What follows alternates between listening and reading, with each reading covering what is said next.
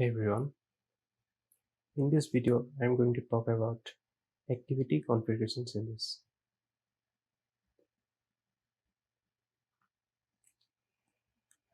Configuration changes means changing the size of one activity. Like if you are moving from portrait to landscape mode, or if you are moving from single to multi-window mode, your activity size will change. That's called configuration change. And if we do any configuration change, the activity is completely destroyed and it's recreated again. So onDestroy method will be called and onCreate will be called. And it's because we can have different types of layout resources. Like for portrait mode, we can have one resource file, and for landscape mode, we can have another resource file. And it helps the activity to load the resources based on the new configuration.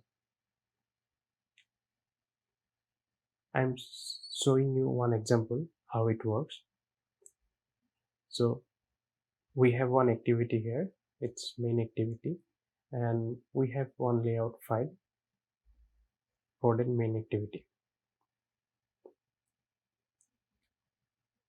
This is how it looks like. I'll add one text view here.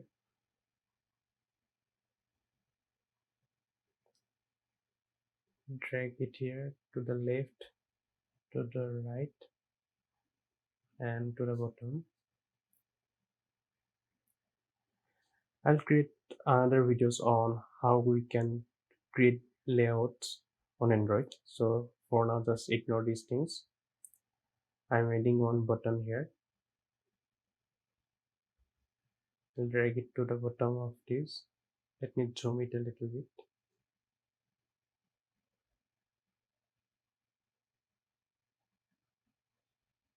Drag it to the right, dragging it to the left, and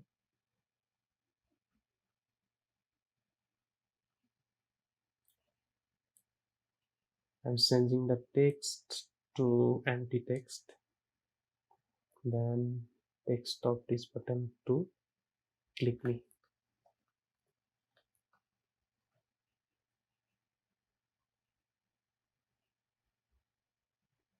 Now if the user will click on this button, we will run one function on button click. Go to click on this. So in Android, all views are represented by XML files. So this is the actual XML layout file, and if you hover over this, then it will show that we need to create this function in main activity, because we don't have this function here. Just hover and click here. It will create this new function in main activity. So this will be called when the user will click on the button. And I'm giving the text view one name, text view. Needs to text view, and we can access this text view from main activity. So let me initialize one let init variable text view. It's of type text view. You can click Alt Enter or Option Enter to import any unimported things. So here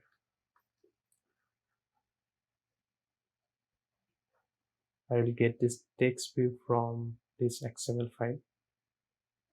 This is the activity main XML file, and we are setting this content for this activity.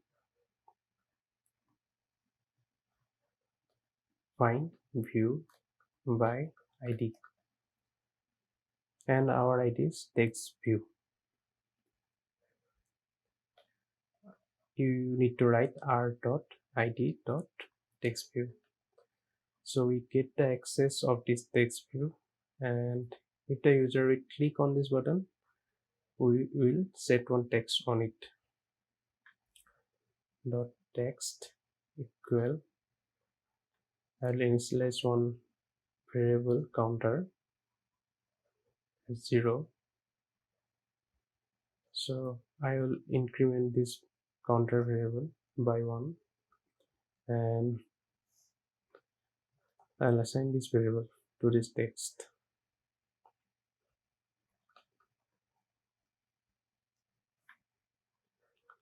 Let me run it.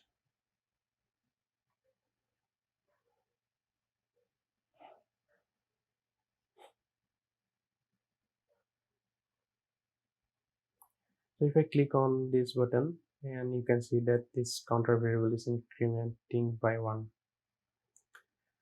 Now if I change the orientation of this phone to horizontal, you can see that this variable reset. If I click it again, it will start from 1. It's because the activity is destroyed and it is recreated. So this on destroy and on create is called.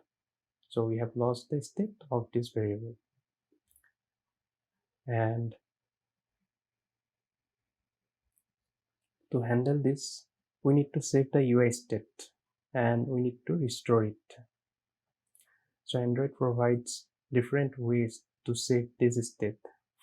In our case, it's only the count value of this counter. So we can have one method, it's called onSaveInstance that we can use to save the state, or we can use view models that I'll talk later, and also we can use persistent storage, like we can write the value to this phone storage and we can then again read this value from the storage. So now I'll show you how we can do it using onSaveInstance.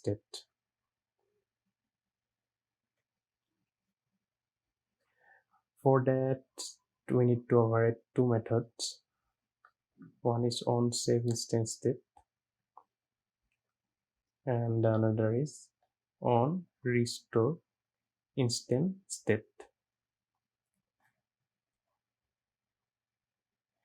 Android uses bundle to pass data. So in this onSaveInstance, we need to write the value of this counter. Put integer. We need to set one key. I'll set it as counter key, and I'll give the value of counter for this key. So this value will be saved and this will be called after this state will change. So from this save change state, we can get the value of counter using this key. Counter equal to this get int keys counter key. We get the integer value, then we need to assign it to the text view. Now run it.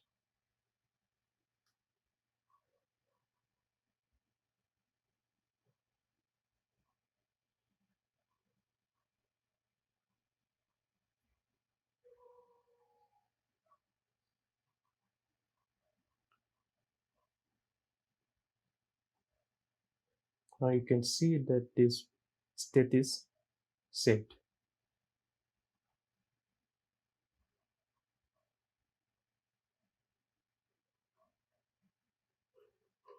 The same thing we can also check with multi-window support.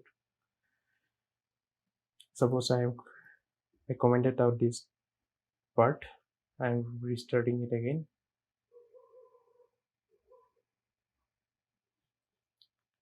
And I will move to multi-window. And you can see that this state is removed. I'll comment it out again.